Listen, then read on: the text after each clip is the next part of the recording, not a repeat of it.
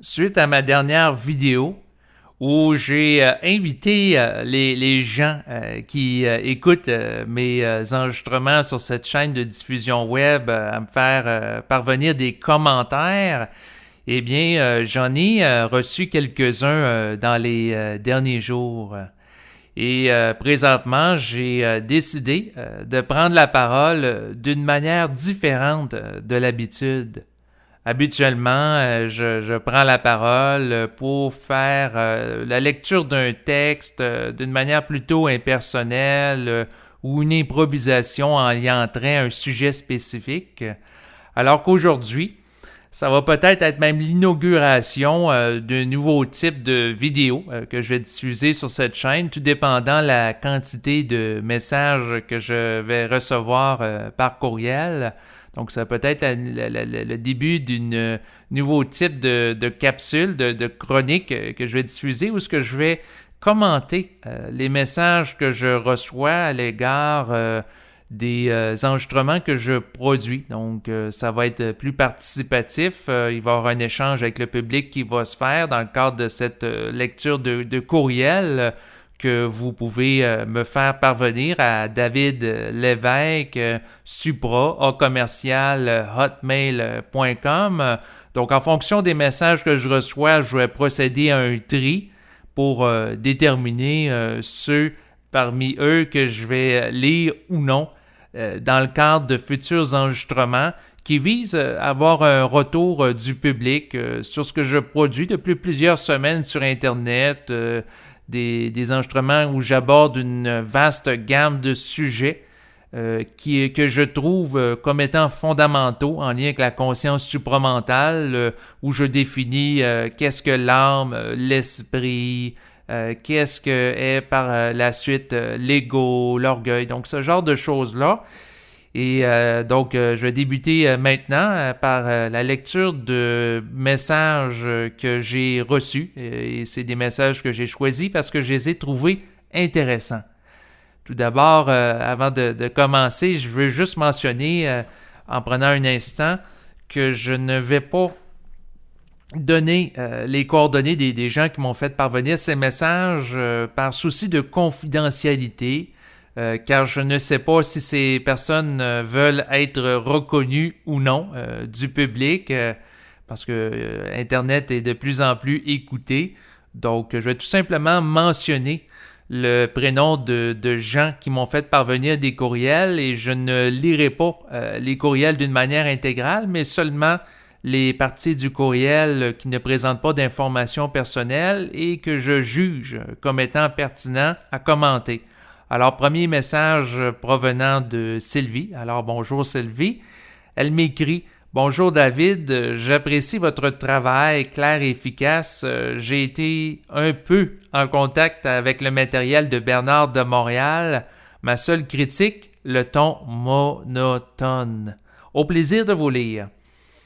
Alors, Sylvie, par rapport aux commentaires que tu m'as écrits, je suis heureux que tu trouves que les enregistrements que je fais jusqu'à l'heure actuelle sont clairs et efficaces parce que ça répond à mes objectifs que je m'étais fixés par rapport à la production de ces enregistrements qui visent à aborder le plus simplement possible des sujets qui ont attrait à la conscience, donc des définitions qui touchent à l'ego, l'âme, l'esprit.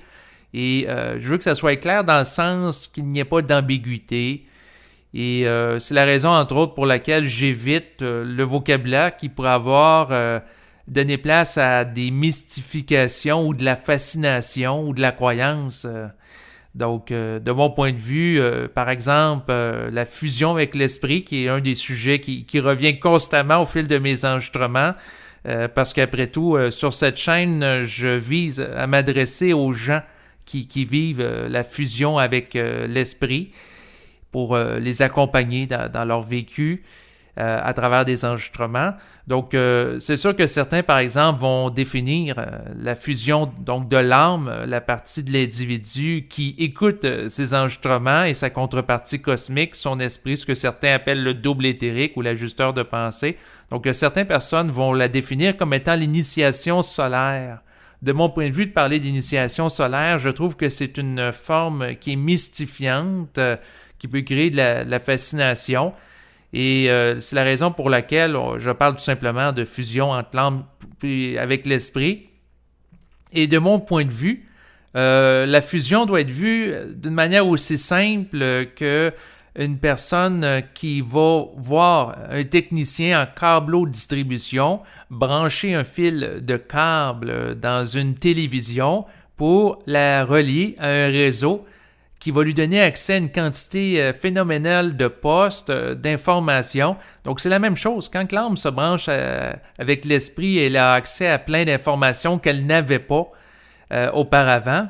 Il faut que ça soit dédramatisé et vécu aussi froidement et d'une manière aussi banale que vous pouvez le vivre sans aucune émotion quand que vous regardez un technicien du câble brancher tout simplement un fil dans un interrupteur. C'est sûr que c'est pas très romantique, j'en conviens, mais en même temps, le but de mes enregistrements, c'est de démystifier les choses et de les garder les plus simples. Pour ce qui est de l'efficacité, eh bien, il y a un souci d'efficacité qui anime ma vie et que je cherche à traduire dans ces enregistrements, plus particulièrement dans la série que j'ai produite là, dans les dernières semaines, où ce que je visais à éviter le blabla inutile pour aller directement au sujet, droit au but. Et pour être efficace, de mon point de vue, ce qui est essentiel, c'est que l'individu ne néglige pas sa santé, son travail, sa vie de couple pour sa relation avec l'esprit lorsqu'il vit la fusion avec lui et qu'une communication consciente se produit.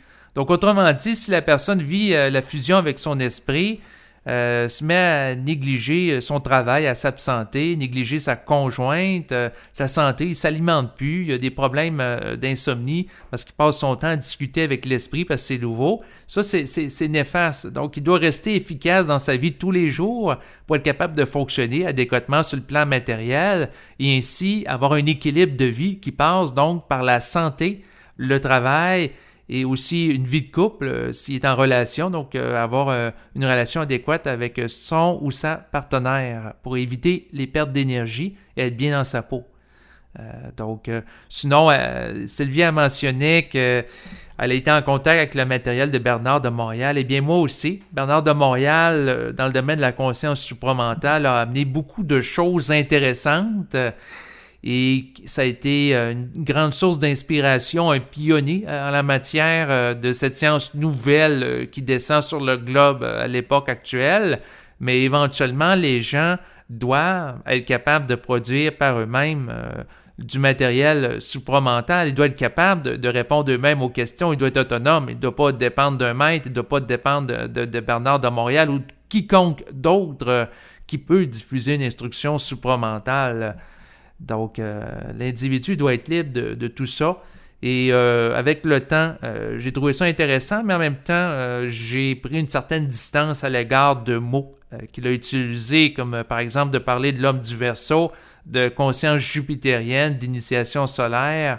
Bien, je trouve que c'est des formes qui peuvent amener des mystifications, ce qui doit être évité de mon point de vue pour garder la chose la plus simple, la plus claire, la plus limpide possible. Et sinon, bien entendu, je préfère parler de l'humain ou de l'individu quand on parle des gens d'une manière impersonnelle plutôt que de parler de l'homme, parce que dans le concept de l'humain, ça inclut l'individu masculin et féminin, donc pour inclure également la femme. Donc l'humain, de mon point de vue, quand j'emploie ce terme régulièrement, au fil des enregistrements, c'est pour définir l'humain en général. Sinon, pour ce qui est du ton monotone, qui est la critique que me présente Sylvie, eh bien, ce que je peux mentionner, c'est que je pourrais, dans les prochains jours, faire des tests pour voir si le fait de parler avec plus de spontanéité amène davantage de clarté dans mes propos ou j'y perds au change. Parce que le ton monotone est souvent présent dans les enregistrements où ce que je fais de la lecture, j'en suis conscient. Par contre, je sais que ça peut se travailler, donc je vais voir qu'est-ce qui peut être fait. Sinon, je vais passer au deuxième courriel, donc un message qui provient cette fois-ci d'Aurélie. Alors Aurélie écrit « Bonjour David, je suis depuis le début Et je tiens à vous remercier pour vos vidéos qui sont adéquates à ma vibration. Je voudrais seulement vous suggérer quelque chose sur votre présentation à chacune d'elles. Pour moi, le ressenti va très bien, mais l'intellect peut porter ambiguïté. Je m'explique.